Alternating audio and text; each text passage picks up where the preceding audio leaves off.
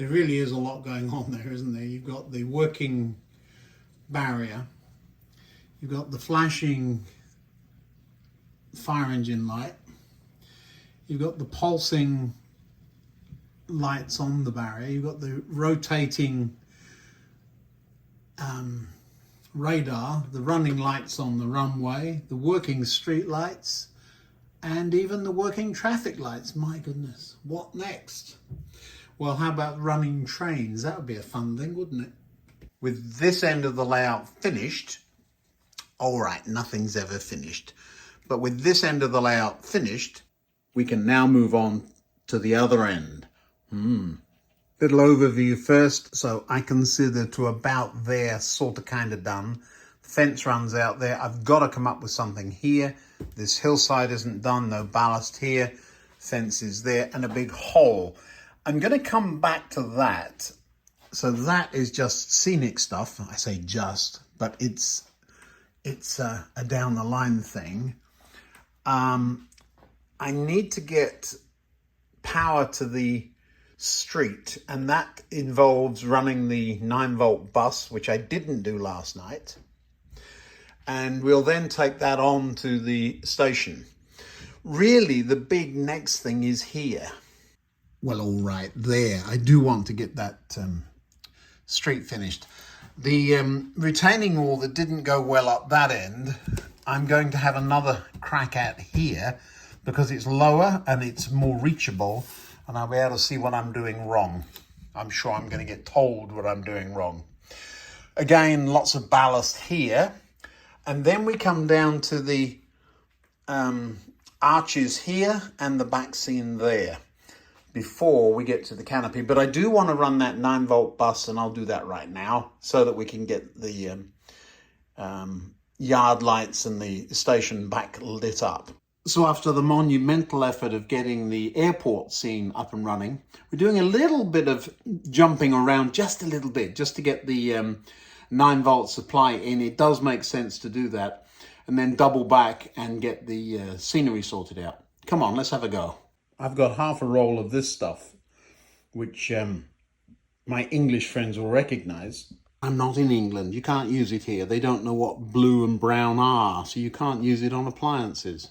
We use black and white over here. Yes, I'm not going to tell you the brown to green and blue to bits joke, but you'll understand, I'm sure. This is one of those out of sight, out of mind things. I must remember that there is a step there. It's right here where the runway has dipped down a bit. You see it there? So I need to put something under that. And I'm going to forget if I don't do it soon. So that's another one of those things. I need to make another list of jobs that need to be done. All I've done is run a pair of wires all the way along. They actually go across the top of the workbench, and I've thought about tapping into them already. It means that I have lights under the station again, and that the street lights and Belisha beacons are working up there. It also means that the engine shed lights are working. They're actually quite subtle, but I really do like them. The next thing is there's a couple of tower lights that have got to go there. I'll show you them. Well, these are they.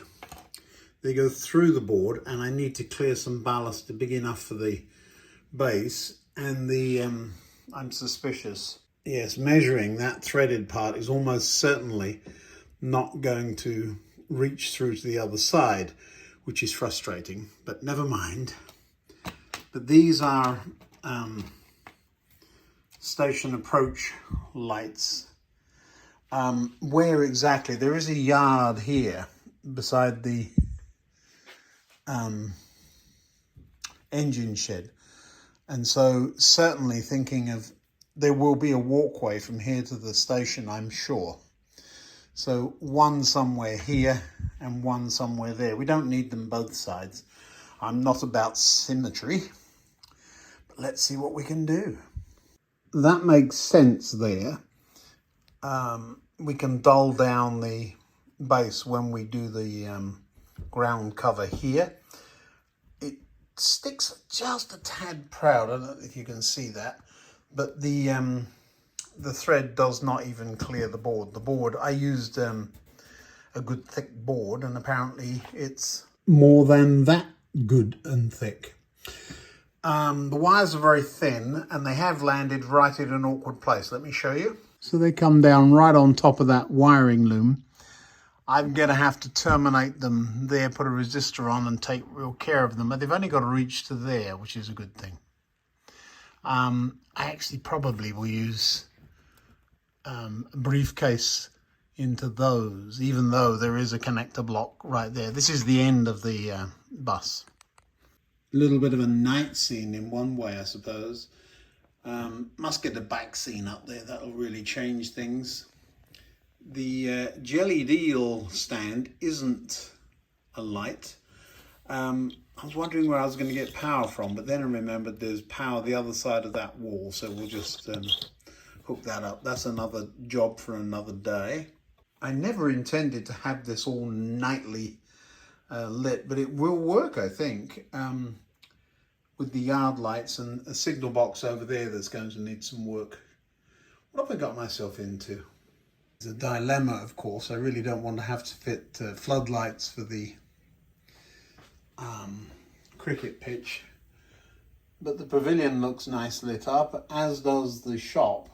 So there's a real trick of balance, isn't there, between everything being brightly lit and not.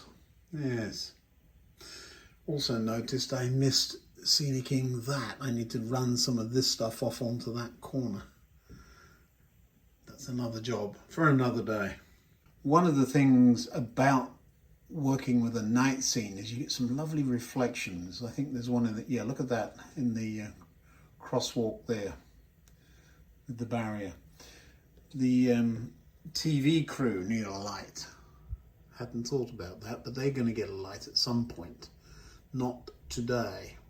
It's the very fine details, the way the Belisha beacons aren't quite in time with each other, and they don't just flash and blink. They do what they used to do. I don't know what they do these days. I must look the next time I'm in England, which I believe is going to be in a couple of weeks. Look at me. Just remembered that the station lights on the branch station, I haven't wired up those ones at the back yet. Must get on with that. That's another job for another evening. But again, do you see the glow? I love the signal box. I know you've seen that before, but it really did work out well with these little fire going in there as well. Yes, plenty to do. Stained glass windows. Now, how am I going to do that? That'll be interesting. That I think it's already painted black inside. I'm not picking it up to find out, but that's a really old model. It lost its cross on the top. It had a cross and a weather vane up there at one point. We'll get there. Well, since I've been upside down putting wires above my head for the last 40 minutes, it's now bedtime. So this will be a very short video, I'm very sure. Just a little look around and explain what I'm up to. We'll see you in the next one.